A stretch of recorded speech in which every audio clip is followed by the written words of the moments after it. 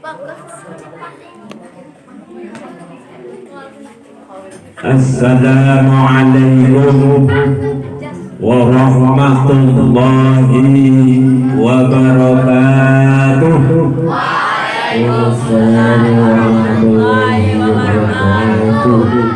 Ini yang perempuan belum menjawab. Yang belum menjawab atau yang tidak mau jawab, putri besok besarnya akan mendapatkan durian. Amin. Kalau yang nggak jawab, yang laki-laki, kalau yang nggak jawab besok besarnya akan dapat jambu. Amin. Apa durian itu? Duda keren. Awas, hati-hati. Apa itu jambu? Janda mambu. Hati-hati. Sekali lagi yang kompak ya. Sunnatun Nabi salasa marrah. Sunnah Nabi itu 3 kali. Innallaha yuhibbul witra. Allah itu cinta yang kan. Tapi dilarang kalau bapak kamu kawin lagi sampai 3 ya. Assalamualaikum warahmatullahi wabarakatuh. Waalaikumsalam warahmatullahi wabarakatuh. Belum jawab Mbak Melani, kelihatan dari sini. Awas loh, dapat durian. Sekali lagi, assalamualaikum warahmatullahi wabarakatuh. Waalaikumsalam warahmatullahi wabarakatuh. Alhamdulillah, kompak ya, jangan ngantuk nih. Alhamdulillah, alhamdulillahi rabbil alamin. وبه نستعين على أمور الدنيا والدين والصلاة والسلام على أشرف الأنبياء والمرسلين وعلى آله وصحبه أجمعين أما بعد فقال الله تعالى في كتابه الكريم وهو أصدق القائلين أعوذ بالله من الشيطان الرجيم بسم الله الرحمن الرحيم إنك لا تهدي من أحببت ولكن الله يهدي من يشاء وهو أعلم بالمهتدين وقال أيضا رب اشرح لي صدري ويسر لي أمري واحلل عقدة من لساني يفقهوا قولي واجعل لي وزيرا من أهلي وقال النبي صلى الله عليه وسلم وقال النبي صلى الله عليه وسلم من يريد الله خيرا يفقهه في الدين.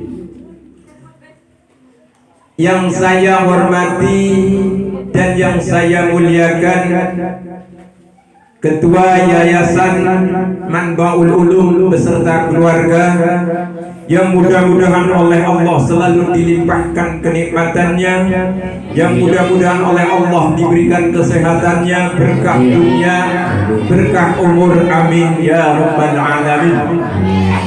Kepada Bapak Kepala Sekolah MTS Manbaul Ulum yang saya hormati dan yang saya muliakan, dan yang insya Allah akan saya taati segala peraturan, dan mudah-mudahan para siswa selalu mendoakan mudah-mudahan diberikan berkah umur, berkah rezeki, amin ya rabbal alamin. Dan yang saya hormati Dewan Guru MTS Manbaul Ulum yang pada kesempatan pagi menjelang siang ini hadir di tempat yang mulia ini, yang mudah-mudahan oleh Allah diberikan kesehatan, yang mudah-mudahan yang masih jomblo dikasih jodoh, amin ya robbal alamin. Yang mudah-mudahan para dewan guru yang masih mungkin tidak bisa hadir pada pagi ini, mudah-mudahan oleh Allah diberikan kesehatannya, amin ya robbal alamin. Dan yang saya tidak ketinggalan pula anak-anakku MTS Matbaul Ulum yang saya cintai dan yang saya sayangi. Mudah-mudahan semuanya sehat, mudah-mudahan semuanya semangat, mudah-mudahan semuanya kenyang adanya, amin Allahumma amin. Pertama dan yang lebih utama, mari kita panjatkan rasa syukur kita kepada Allah Subhanahu wa ta'ala yang Allah telah berikan nikmatnya kepada kita sekalian, yang sehingga pada pagi menjelang siang ini kita dapat bertemu muka, dapat bermuajahah, dapat melaksanakan, dapat merayakan HUT RI yang ke-75 dan memperingati 1 Muharram 1442 Hijriah. Mudah-mudahan kita selalu mendapatkan karunia-Nya, selalu mendapatkan nikmatnya, amin amin ya robbal alamin. Kedua kalinya sholawat serta salam mari kita limpah curahkan kepada junjungan kita Nabi Muhammad sallallahu alaihi wasallam, yang di yaumil qiyamah akan selalu memberikan syafaatnya kepada kita semua, amin amin ya robbal alamin. Hadirin para siswa-siswi MTS Matbaul Ulum yang saya cintai dan yang saya banggakan, Kepala MTS Matbaul Ulum yang saya muliakan, Dewan Guru yang saya muliakan, berkenan kiranya untuk saya memberikan sifatnya tausiah saja ya. Tausiah karena kita adalah untuk bersama-sama dalam rangka memperingati hari ulang tahun Republik Indonesia yang ke-75 tahun, juga memperingati 1 Muharram 1442 Hijriah. Dari dua tema ini, atau kita sebut dalam rangka memperingati, dua-duanya ini mempunyai sejarah. Apa? Mempunyai sejarah. Tapi sebelumnya mari kita rinci dulu sejarah. Pertama, MTS Matbaul Ulum ini memperingati hari ulang tahun Republik Indonesia yang ke-75 tahun. Tapi sebelumnya saya minta kepada siswa-siswi semuanya, nanti kalau saya bilang Pancasila, kamu jawab Jaya ya. Kalau saya bilang NKRI, kamu jawab harga mati. Nanti tapi jangan sekarang. Semuanya mempunyai sejarah. Mari kita telisik sebelum Indonesia merdeka. Sering saya sampaikan, ini pas betul momen ini karena saya pegang PKM. Mungkin sering saya sampaikan di materi-materi yang saya sampaikan di kelas. Tapi mari kita telisik sejarah. Sebelum Indonesia merdeka, Indonesia dijajah oleh Belanda berapa tahun? 3,5 abad. Atau berapa tahun? 350 tahun Indonesia dijajah oleh Belanda. Kalau kita hitung-hitung 350 tahun itu berarti kalau masing-masing kita umur 70 tahun. Dari mbah bapak, berarti dari mbah bapak, kemudian anak, kemudian cucu, kemudian cicit. Berarti 5 turunan kita kalau rata-rata umur 70 tahun. Berarti 70 tahun dikali 5 350. Berarti bangsa Indonesia dijajah oleh Belanda itu 5 turunan.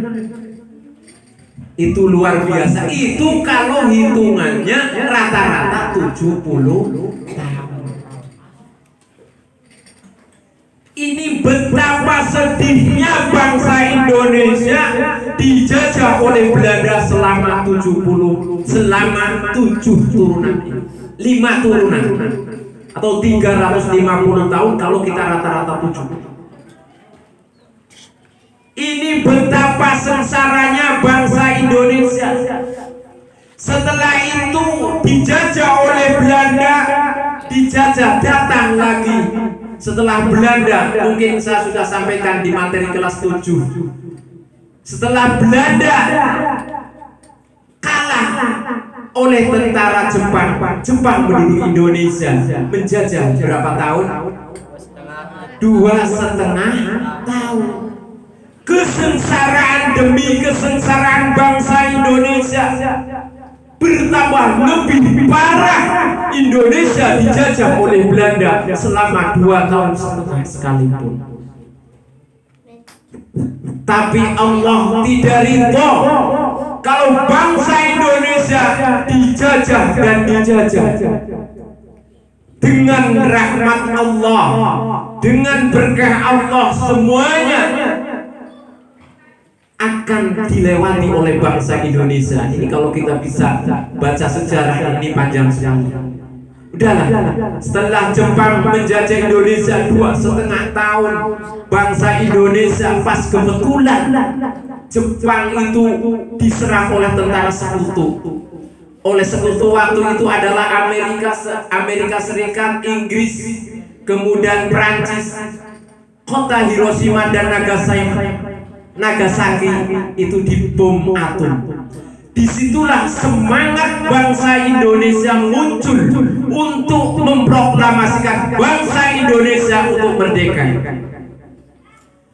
Pengeboman Nagasaki dan Hiroshima itu tertanggal berapa coba? Ada yang tahu? Tanggal berapa?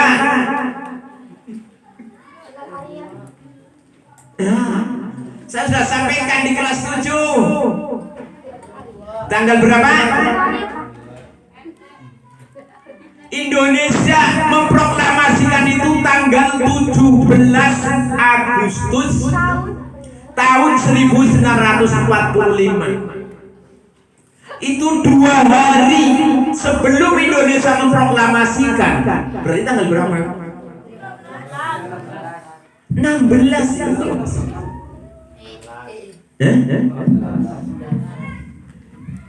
2 hari sebelum memproklamasikan bangsa Indonesia merdeka, itu Hiroshima dan Nagasaki dibom atom oleh tentara sekutu. Maka dari itu desakan dari para pemuda, desakan dari rakyat Indonesia kepada Soekarno supaya Indonesia memproklamasikan, ayo Bung Karno, kita proklamasikan, kita serang, usir penjajah Belanda, penjajah Jepang waktu itu. Maka dengan desakan itulah tanggal 17 Agustus Soekarno memproklamasikan bangsa Indonesia sebagai bangsa yang merdeka. Sekalipun dengan hari ini, sampai dengan hari ini Belanda tidak menerima kemerdekaan Indonesia itu tanggal 17 Agustus. Ini catatan kita semua sebagai bangsa Indonesia. Belanda tidak menerima kalau 17 Agustus 1945 Indonesia sebagai hari kemerdekaan. Itu Belanda sampai dengan hari ini. Ini sejarah. Tapi Indonesia merdeka tetap tanggal 17 Agustus 1945. Maka pada hari ini kita MTS Manbaul Ulum memperingati hari ulang tahun Republik Indonesia yang ke-75 tahun. Dengan ini kita sebagai bangsa Indonesia maka resmilah sebagai bangsa yang merdeka. Di sini kita sebagai generasi bangsa harus bangga, senang sebagai bangsa yang merdeka. Dah kita sebagai bangsa yang merdeka, maka bersama-sama kita isi kemerdekaan ini. Maka saya sering pesan kepada semua siswa-siswi, jangan sekali-kali kita bangsa Indonesia ini sudah final. Bangsa Indonesia ini sudah bangsa yang merdeka, sudah punya ideologi, punya dasar. Saya ulas kembali, sidang BPUPKI pertama itu membahas apa? Coba Bima, kelalaian. Kalau bisa 100.000 ini, saya kesat duit 100.000. Untuk kamu nggak bisa. Dasar negara. 1.000. Wah, setelah ya. Dasar negara itu sidang BPUPKI pertama tanggal berapa ya? 7 Juni. 7 Juni kalau nggak salah. Salah lagi. 13. 29 Juni sampai dengan Juli 1 Juli. Tuh, itu sidang pertama BPUPKI. Itu membahas dasar negara. Dasar negara Indonesia adalah Pancasila. Maka Pancasila sekarang sudah final bahwa bangsa Indonesia adalah dasar negaranya Pancasila. Maka saya bilang Pancasila, Pancasila, Pancasila, NKRI. Ya. Itu sidang pertama membahas dasar negara, yaitu Pancasila. Maka orang munafik, saya bilang sekarang di sini, orang akan bisa saya sebut orang munafik di Indonesia. Orang hidup di Indonesia, mandi di Indonesia, makan cari nafkah di Indonesia, tapi tidak mengakui Pancasila itu dasar negara, itu munafik. Betul apa? Betul. Setuju apa? Setuju? Setuju ya. Kalau kita bilang orang cari nafkah di Indonesia, punya istri orang Indonesia, tapi belum masih nggak mau mengakui dasar negaranya Pancasila, itu adalah munafik. Ini adalah pembodohan. Kemudian begini. Ini perlu saya tanamkan kepada jiwa-jiwa kamu agar kamu punya sifat nasionalisme yang tinggi. Patriotisme, nasionalisme sering saya sampaikan. Umpamanya, saya bilang, saya tanya kepada kamu, kamu cinta Nabi Muhammad, cinta apa tidak? Cinta. Kepada Jokowi, cinta apa tidak? Cinta. Harus cinta. Ini secara konstitusional. Ya. Umpamanya, kamu cinta Nabi Muhammad, cinta. Kemudian udah gak usah cinta Jokowi, itu salah. Salah, awas ya. Maka tinggalkan Jokowi. Nah, ini pertanyaan-pertanyaan semacam ini sekarang muncul. Ya. Kemudian ada lagi, ada yang mengatakan, kamu cinta Al-Quran apa tidak? Cinta Pancasila apa tidak? Nah, Pancasila dengan Al-Quran itu lebih baik mana? Lebih baik Al-Quran. Maka tinggalkan Pancasila. Itu salah. Ya. Awas ini muncul. Kamu barangkali bermain HP. Ya. Pertanyaan-pertanyaan yang semacam ini muncul. Ini akan mengurangi sifat nasionalisme kita. Sebagai orang yang agama, orang yang beragama, kita beragama Islam. Saya cinta Al-Quran, ya, cinta Al-Quran. Awas ini perhatikan nih, cinta Al-Quran. Sebagai bangsa Indonesia, Pancasila adalah dasar. Maka kedua-duanya harus kita cintai.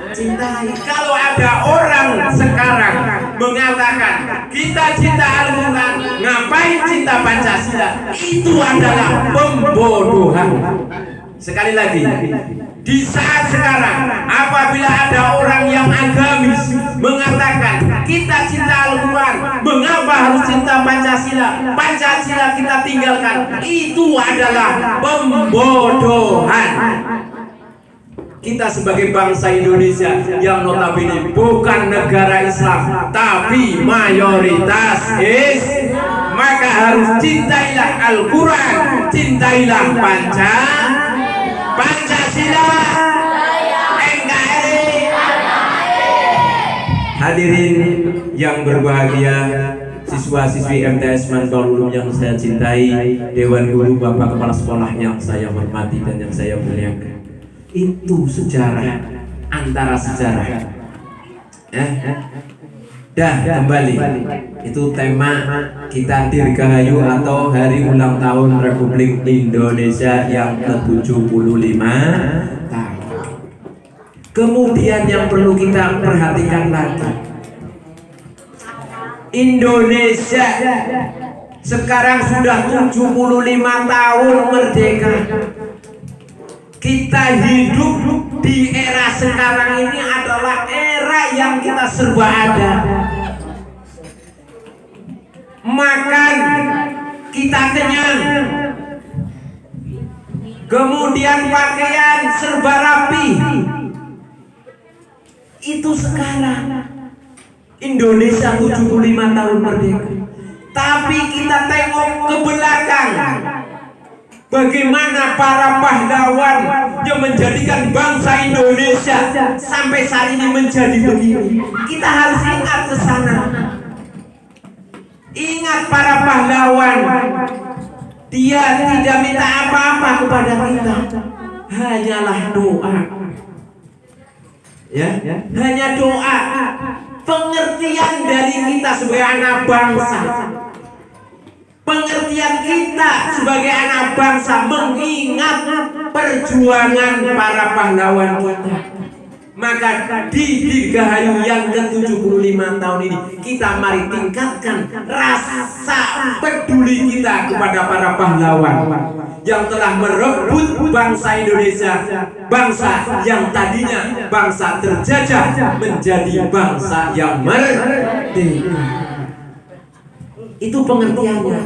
Maka di saat kamu upacara, di saat mengheningkan cipta, Bapak dipimpin oleh inspektur upacara untuk membacakan doa untuk para pahlawan, mohon di saat itu kamu harus khusyuk, belajar tenang. Dikala mengheningkan cipta atau dikala kita upacara, kegiatan upacara, mengheningkan cipta yang tenang, yang benar-benar untuk mengirimkan doa, hanya sekadar Al-Fatihah untuk para pahlawan. Padahal mereka jasanya luar biasa. Kita ini menjadi seperti ini, jasa-jasa mereka. Maka jangan sekali-kali kita menghilangkan sejarah. Jangan sekali-kali kita tidak ingat kepada mereka yang berjuang. Proklamasi ini adalah jenis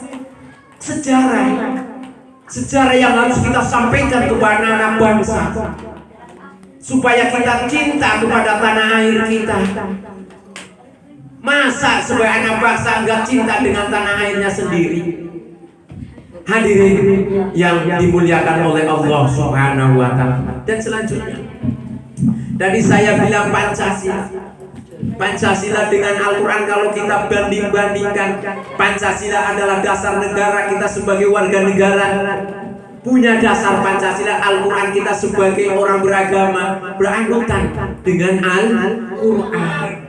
Maka mungkin kamu sering saya sampaikan juga bagaimana nilai-nilai yang ada di Pancasila apakah sudah sesuai dengan Al-Quran. Saya sering sampaikan di sana nilai-nilai Al-Quran, nilai-nilai Pancasila sudah sesuai dengan nilai-nilai Al-Quran. Maka Pancasila dengan Al-Quran, Al-Quran, Pancasila mengambil dari Al-Quran. Dasar negara Indonesia, Pancasila bukanlah bukanlah dianggap, jangan dianggap sepele. Pancasila jangan dianggap sepele. Pancasila isinya sudah seperti apa yang tertera dalam Al-Quran. Hadirin yang dimuliakan oleh Allah Subhanahu wa Ta'ala. Kiranya untuk sejarah HUT RI-nya itu sekarang adalah tahun baru Hijriah atau tahun baru Islam. Coba saya tanya, tahun baru Hijriah atau tahun baru Islam dihitung mulai sejak Khalifah siapa? Siapa? Umar bin ya, itu sejarah kalender Hijriah. Pacar. Kemudian tahun baru Hijriah. Di Hijriah itu kata dari hijrah. Hijrah artinya berarti pindah Kanjeng Nabi saking Mekah, dari Mekah ke Madinah. Itu hijrah namanya pindah. Pindah Kanjeng Nabi saking Mekah dumugi Madinah. Hijrah. Lah sahabat sing melu karo Kanjeng Nabi, yang ikut dengan Kanjeng Nabi hijrah ke Madinah disebut sahabat apa?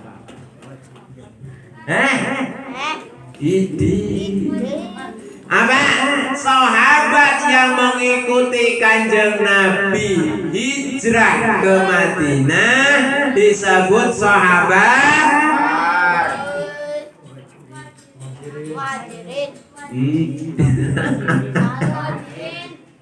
sahabat yang ikut Kanjeng Nabi hijrah dari Mekah, semuanya hartanya dibawa, harta yang bisa dibawa yang ditinggal disebut sahabat muhajir. Sahabat muhajir. Kemudian sahabat yang menyambut kedatangan Nabi dari Mekah, sahabat Ansor. Ini yang laki-laki nggak ada suaranya, lumayan. Sahabat Ansor.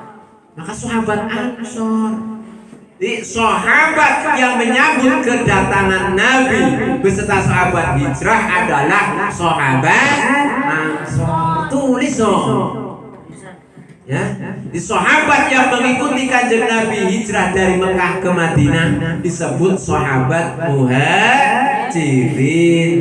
Kemudian sahabat yang menyambut kedatangan Nabi Muhammad hijrah adalah sahabat Ansor. Berarti sahabat yang ada di Madinah. Kemudian hijrahnya Kanjeng Nabi. Mengapa kok Kanjeng Nabi hijrah? Nih perlu jadi sejarah ya.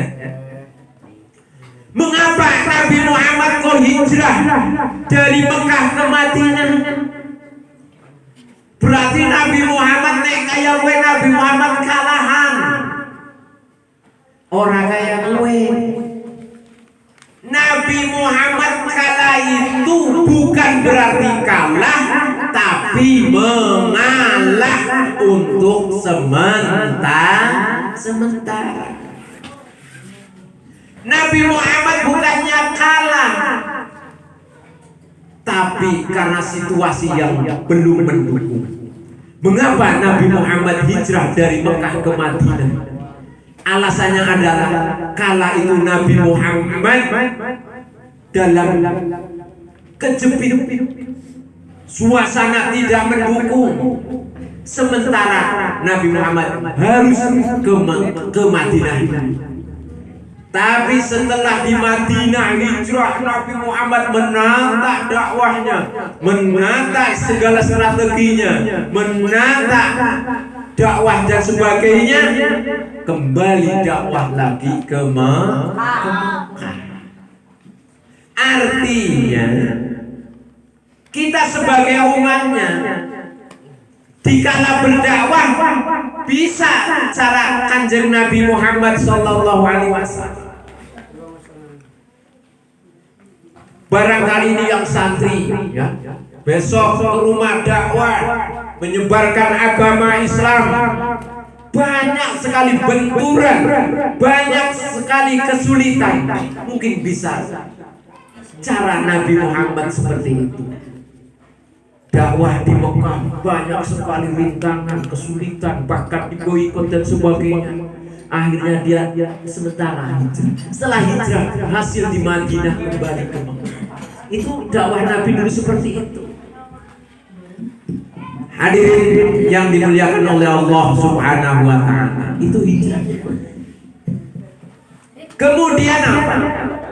Setelah Nabi Muhammad hijrah, Islam berkembang dengan pesatnya di Madinah. Ya.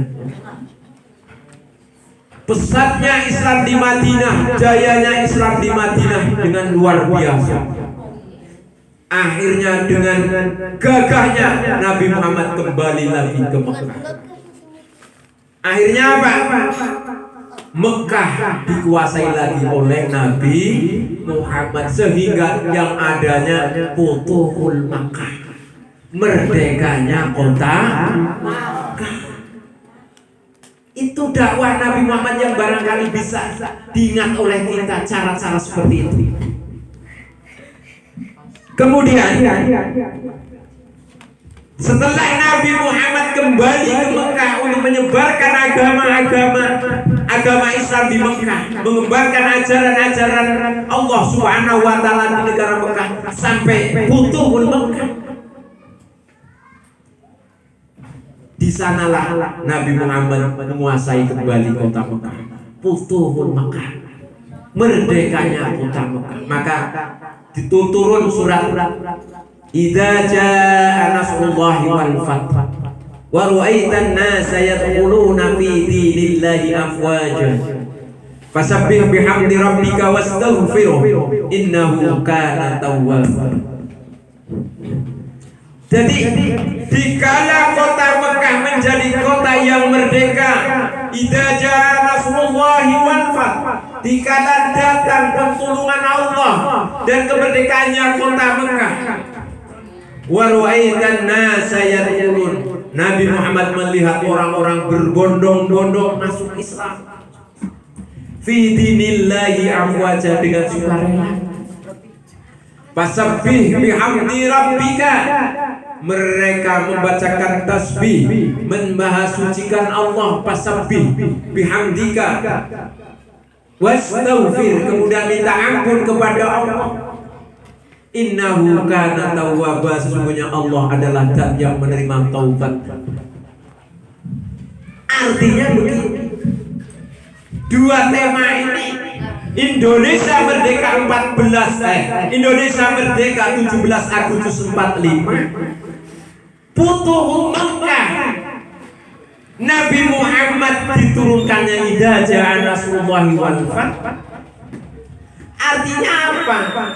Ini kita sebagai bangsa Indonesia kalau merdeka kota Mekah, mereka berbondong-bondong masuk Islam, berbondong-bondong membaca tasbih, membaca tahmid dan bertaubat kepada Allah.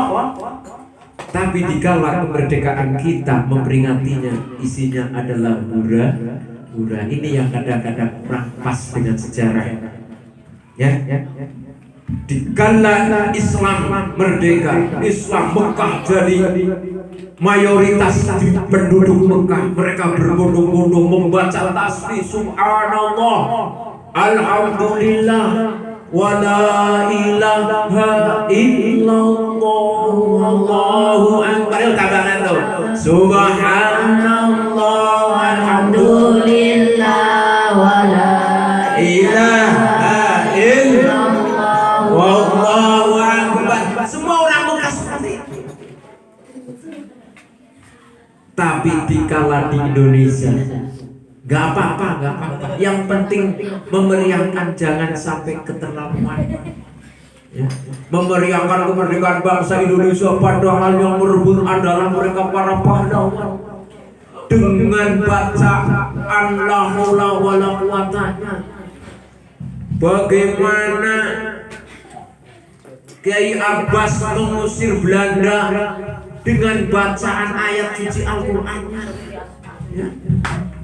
Tapi kita yang memperingati kadang-kadang lupa dengan membaca tasbih, lupa dengan baca takbir, lupa dengan baca tahmid. Itu kadang-kadang itu.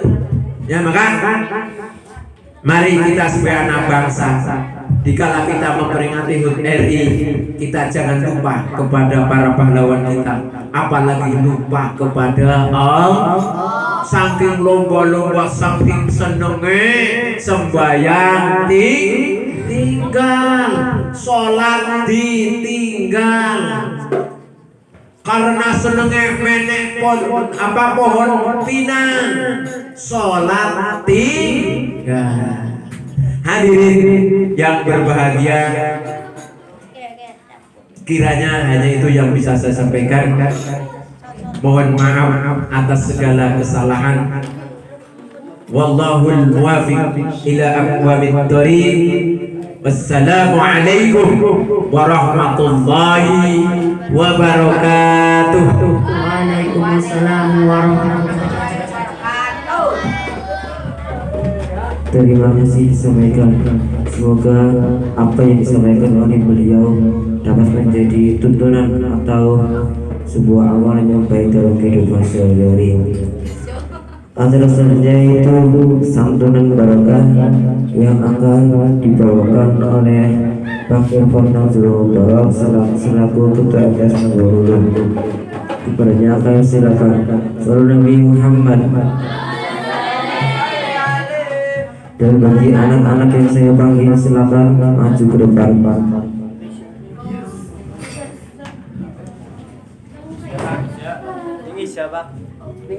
Dari kelas 7A Gunawan, yang kedua Ini Sebul Adib, dari kelas 8A Maiser Ahmad Sulfi, yang kedua Suwardi, dan dari kelas 8B Andika Putra Wijaya 2 Galang Dirgawan, dan dari kelas 9 Aisyah Bintang Aparisi 2 Mufti 3 Fadilah. Saya ulangi, bagi anak-anak yang saya panggil silakan maju ke depan.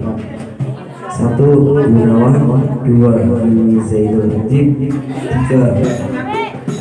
Maiser Ahmad Sulfi, 4 Suwardi, 5 Andika Putra Wijaya, 6 Galang, 7 Faiza, 8 Mufti, dan 9 Fadilah. Bagi anak-anak yang tidak ada, diwakilkan teman atau siapapun.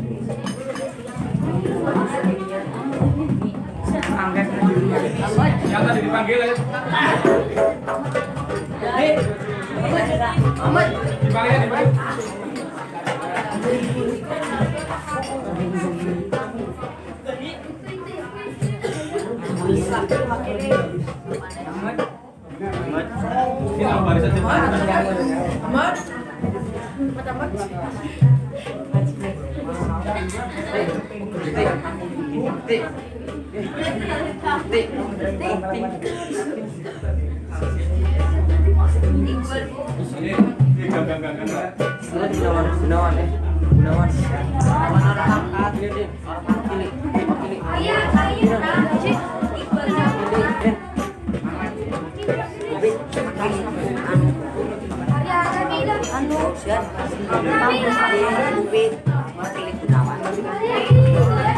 Saya ulangi, bagi anak-anak yang saya panggil silakan maju ke depan. Kelas 7B Gunawan 2 Hilmi Zainul Alim. Kelas 8A Maiser Ahmad Subki 2 Sugandi. Kelas 8B 1 Andika Putra Wijaya 2 Galang Setiawan. Dari kelas 9 Faiza Fikri Al-Farisi Mufti dan Fadilah Amadiyah.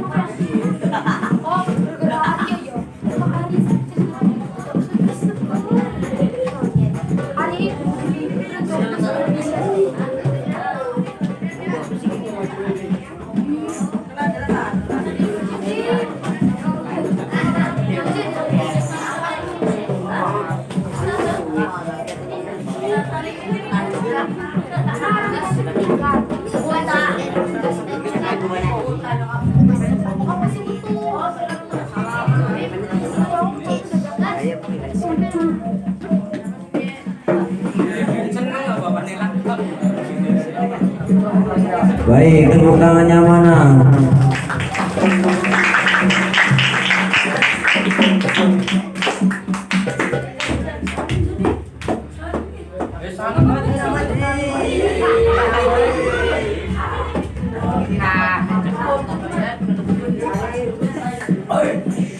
Terima kasih disampaikan. Kemudian untuk acara selanjutnya yaitu acara pembagian hadiah.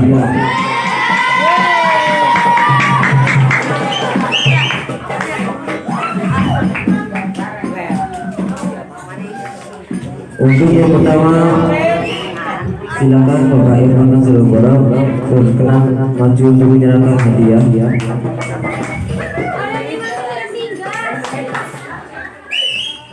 Untuk lomba juara tilawah putra, lomba juara satu Arya kelas 9.